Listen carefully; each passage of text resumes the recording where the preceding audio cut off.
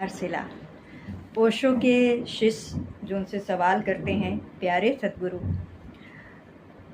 अपने जीवन में मैंने प्राय उन चीज़ों से संघर्ष किया है और उनसे तब तक लड़ता रहा हूँ जब तक कि व्यर्थता के एक ऐसे बिंदु पर नहीं पहुँच गया जहाँ फिर भी कुछ भी करने के लिए शेष रह ही नहीं जाता, बल्कि स्वयं पर कहे लगाना ही रह जाता है।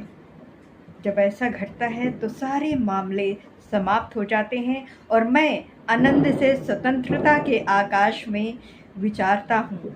मैं प्राय विचार करता हूँ कि यदि मुझ में बुद्ध तब घटने को होता तो मैं शायद विदा होने के आखिरी क्षण तक प्रतीक्षा करता, एक कहा लगाता, अपने सिर को चिवाए होने वाले लड़की के लट्टे पर रखता और विदा हो गया होता।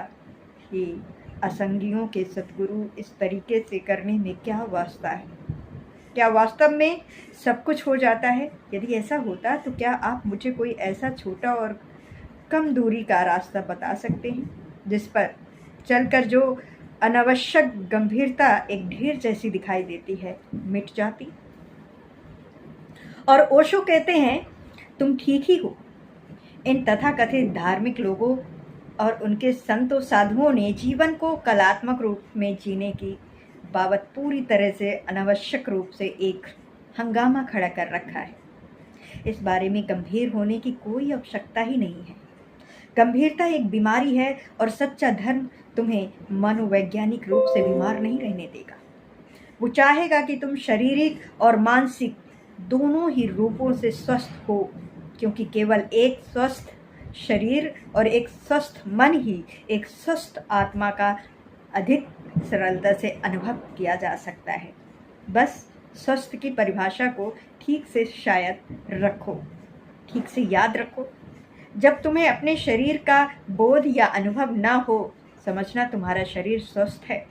जब तुम्हें सिर दर्द होता है तो तुम केवल अपने सिर के को होने का ही अनुभव करते हो। जब तुम्हें सिर दर्द नहीं होता तो तुम्हारे पास जैसे सिर जैसा कुछ होता ही नहीं, वो बहुत हल्का हो जाता है। उन्मुक्त हंस की दिव्यता है। आगे कहते हैं कि उसमें कोई भार होता ही नहीं है। जब तुम्हारे पैरों में तकलीफ होती है तो बस पैर ही रहते हैं तुम्हारे पास। जब वे तकलीफ या दर्द नहीं देते तो वे वैसे ही होते ही नहीं हैं। जब तुम्हारा शरीर स्वस्थ होता है तो मेरी स्वस्थता की परिभाषा के अनुसार तुम अपने शरीर के अस्तित्व के प्रति पूरी तरह अनजान